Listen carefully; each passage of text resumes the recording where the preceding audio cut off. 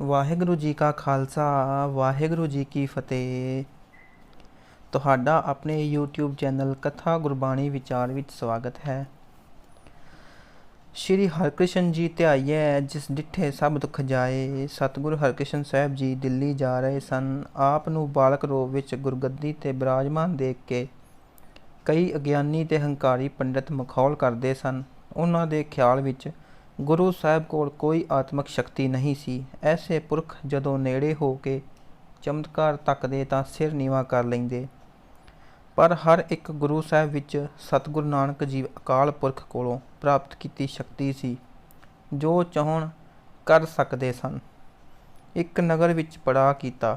ਜੀਵ ਦਰਸ਼ਨ ਕਰਕੇ ਨਿਹਾਲ ਹੁੰਦੇ ਤੇ ਜਨਮ ਮਰਨ ਕੱਟਦੇ ਤੇ ਦੁੱਖ ਨਿਵਰਤ ਕਰਦੇ ਸਨ। ਸਤਿਗੁਰੂ ਜੀ ਉਪਮਾ ਸੁਣ ਕੇ ਅਨੇਕਾਂ ਆਏ ਸਨ ਤੇ ਦੀਵਾਨ ਸੱਜ ਗਿਆ ਸੀ। ਉਸ ਵੇਲੇ ਇੱਕ ਪੰਡਿਤ ਆ ਗਿਆ। ਉਸ ਦਾ ਨਾਮ ਲਾਲ ਜੀ ਸੀ। ਉਸ ਨੇ ਦਰਸ਼ਨ ਕੀਤੇ, ਹਉਮੈ ਨਾਲ ਵਲਵਲਾ ਹੋਇਆ। ਮਨ ਵਿੱਚ ਖਿਆਲ ਕੀਤਾ, ਮੈਂ 4 ਵੇਦ, ਗੀਤਾ ਤੇ ਉਪਨਿਸ਼ਦਾਂ ਦਾ ਕਥਾਵਾਚਕ ਹਾਂ। ਮੇਰੀ ਬਰਾਬਰੀ ਕੌਣ ਕਰ ਸਕਦਾ ਹੈ? ਇਹ ਗੁਰੂ ਹਨ ਤਾਂ ਗੀਤਾ ਦੇ ਅਰਥ ਕਰਨ। ਐਸੀ ਮਨ ਦੀ ਭਾਖਿਆ ਉਸ ਨੇ ਪ੍ਰਗਟ ਕੀਤੀ। ਇਸ ਵੇਲੇ ਜਿਹੜੇ ਉਸ ਦੇ ਕੋਲ ਸਨ, ਉਹਨਾਂ ਨੂੰ ਸ਼ੰਕਾ ਹੋਈ। ਜੋਤੀ ਸਰੂਪ ਮਿਹਰਾਂ ਦੇ ਦਾਤੇ ਅੰਤਰਜਾਮੀ ਸਤਿਗੁਰੂ ਜੀ ਪੰਡਿਤ ਲਾਲ ਦੇ ਮਨ ਵਿੱਚ ਗੱਲ ਜਾਣ ਗਏ। ਉਹਨਾਂ ਨੇ ਉੱਚੀ ਸਾਰੀ ਬਚਨ ਕੀਤਾ, ਪੰਡਿਤ ਜੀ, ਆਪ ਦੇ ਮਨ ਵਿੱਚ ਜੋ ਸ਼ੰਕਾ ਹੈ ਨਿਵਰਤ ਕਰ ਲਓ। ਸਤਿਗੁਰੂ ਨਾਨਕ ਜੀ ਜਾਨੀ ਜਾਨ ਹਨ। ਪੰਡਿਤ ਲਾਲ ਕੁਝ ਸ਼ਰਮਿੰਦਾ ਹੋਇਆ, ਫਿਰ ਵੀ ਉਸ ਨੂੰ ਵਿੱਦਿਆ ਤੇ ਉਮਰ ਦਾ ਅਭਿਮਾਨ ਸੀ। ਉੱਠ ਕੇ ਅੱਗੇ ਹੋਇਆ ਤੇ ਆਖਣ ਲੱਗਾ, ਗੀਤਾ ਦੇ ਅਰਥ ਸੁਣਾਓ।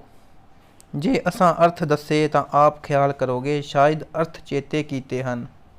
ਇਸ ਲਈ ਕੋਈ ਬੰਦਾ ਬਾਹਰੋਂ ਲੈ ਆਓ। ਤੁਸਾਂ ਨੇ ਸਤਿਗੁਰੂ ਮਹਾਰਾਜ ਦੇ ਘਰ 'ਤੇ ਵੀ ਸ਼ੱਕ ਕੀਤਾ ਹੈ, ਸੋ ਉਸ ਨੂੰ ਨਿਵਰਤ ਕਰੋ। ਸਤਿਗੁਰੂ ਜੀ ਨੇ ਪੰਡਿਤ ਨੂੰ ਫਰਮਾਇਆ। ਪੰਡਿਤ ਲਾਲ ਬਹੁਤ ਹੰਕਾਰ ਵਿੱਚ ਆ ਗਿਆ। ਉਹ ਦੀਵਾਨ ਵਿੱਚੋਂ ਉੱਠ ਕੇ ਬਾਹਰ ਗਿਆ ਤੇ ਇੱਕ ਅਨਪੜ੍ਹ ਝੀਵਰ ਛੱਜੂ ਨੂੰ ਫੜ ਕੇ ਲੈ ਆਇਆ। ਸਤਿਗੁਰੂ ਜੀ ਨੇ ਛੱਜੂ ਨੂੰ ਆਪਣੇ ਕੋਲ ਬਿਠਾਇਆ, ਉਸ ਦੇ ਸਿਰ ਉੱਤੇ ਚਿੱਟੀ ਰੱਖੀ ਤੇ ਸਤਿਗੁਰੂ ਜੀ ਨੇ ਬਚਨ ਕੀਤਾ, ਹੇ ਪੰਡਿਤ, ਜਿਸ ਨੂੰ ਲੈ ਆਇਆ ਹੈ ਠੀਕ ਹੈ, ਕਰਮਾਂ ਦੀ ਗੀਤ ਨਿਆਰੀ ਹੈ। ਇਹ ਤਾਂ ਪੁਰਬੱਲੇ ਜਨਮ ਵਿੱਚ ਪੰਡਿਤ ਸੀ, 4 ਵੇਦ ਤੇ ਗੀਤਾ ਦੀ ਕਥਾ ਕਰਿਆ ਕਰਦਾ ਹੁੰਦਾ ਸੀ, ਪਰ ਇਸ ਸਮੇਂ ਦਾਣੇ ਭੁੰਨਦਾ ਹੈ ਤੇ ਤੁਸੀਂ ਲੋਕ ਅਗਿਆਨੀ ਮੂਰਖ ਖਿਆਲ ਕਰ ਰਹੇ ਹੋ। ਇਸ ਦਾ ਗਿਆਨ ਨਹੀਂ ਕਿਸੇ ਨੂੰ। ਇਹ ਸੁਣ ਕੇ ਪੰਡਿਤ ਲਾਲ ਬਹੁਤ ਹੈਰਾਨ ਹੋਇਆ ਤੇ ਉਧਰ ਛੱਜੂ ਦੀ ਵੀ ਪੁਰਬੱਲੇ ਜਨਮ ਦੀ ਜੁਗਤ ਸੁਰਤ ਜਾਗ ਪਈ। ਉਸ ਦੇ ਸਾਹਮਣੇ ਗੀਤਾ ਆਈ। ਗੀਤਾ ਦੇ ਸਾਰੇ ਸ਼ਲੋਕ ਆਏ ਤੇ ਸ਼ਲੋਕ ਦੇ ਭਾਵ ਅਰਥ।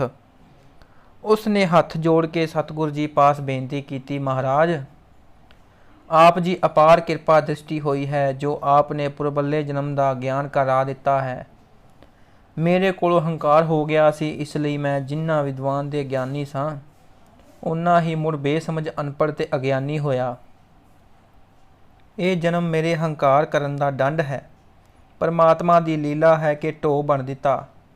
ਆਪ ਦੇ ਚਰਨਾਂ ਵਿੱਚ ਹਾਜ਼ਰ ਹੋ ਗਿਆ ਹਾਂ। ਜਿਵੇਂ ਹੁਕਮ ਕਰੋਗੇ ਤਿਵੇਂ ਹੀ ਹੋਏਗਾ। ਆਪ ਤਾਂ ਤ੍ਰਿਲੋਕੀ ਦੇ ਮਾਲਕ ਗਿਆਨੀ ਹੋ, ਬ੍ਰਹਮ ਗਿਆਨ ਦਾ ਪਤਾ ਹੈ। ਕਰੋ ਕਿਰਪਾ ਤੇ ਇਹ ਪੁਤਲੀ ਨੱਚਦੀ ਰਹੇਗੀ। ਪੰਡਿਤ ਲਾਲ ਨੇ ਛੱਜੂ ਦੇ ਪਾਸੋਂ ਇਹ ਕੁਝ ਸੁਣਿਆ ਤਾਂ ਉਹਦੇ ਪੈਰੋਂ ਹੇਠੋਂ ਮਿੱਟੀ ਨਿਕਲ ਗਈ।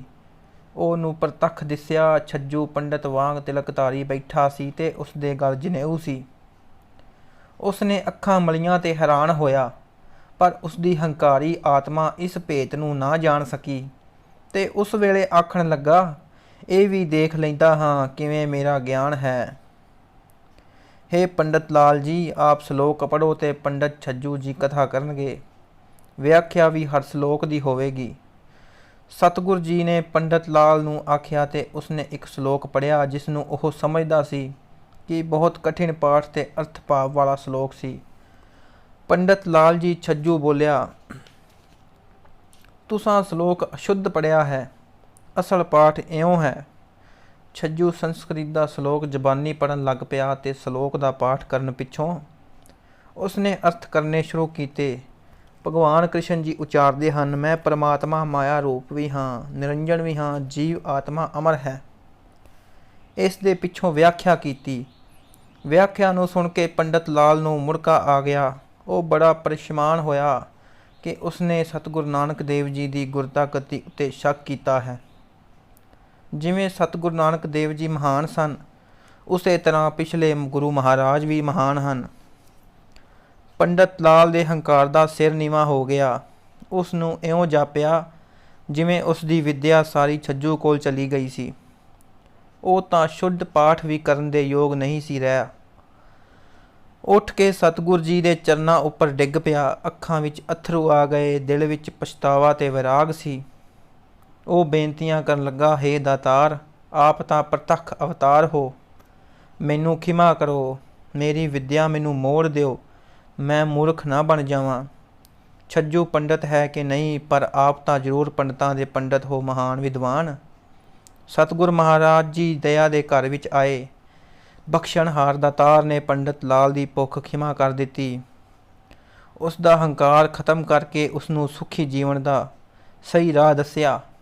ਉਹ ਗੁਰੂ ਘਰ ਵਿੱਚ ਰਹਿ ਕੇ ਸੇਵਾ ਕਰਨ ਲੱਗਾ ਤੇ ਕਿਹਾ, ਮੈਂ ਆਪ ਦੇ ਚਰਨਾਂ ਵਿੱਚ ਹੀ ਰਹਾਂਗਾ। ਸਤਿਗੁਰੂ ਜੀ ਮਹਾਰਾਜ ਨੇ ਉਸ ਦੀ ਇਹ ਬੇਨਤੀ ਵੀ ਪ੍ਰਵਾਨ ਕਰ ਲਈ ਤੇ ਉਸ ਨੂੰ ਹੁਕਮ ਕੀਤਾ, ਗੁਰੂ ਚਰਨਾਂ ਨਾਲ ਧਿਆਨ ਜੋੜ ਕੇ ਪ੍ਰਭੂ ਨਾਮ ਦਾ ਸਿਮਰਨ ਕਰਿਆ ਕਰ, ਆਪ ਦੀ ਕਲਿਆਣ ਹੋਵੇਗੀ।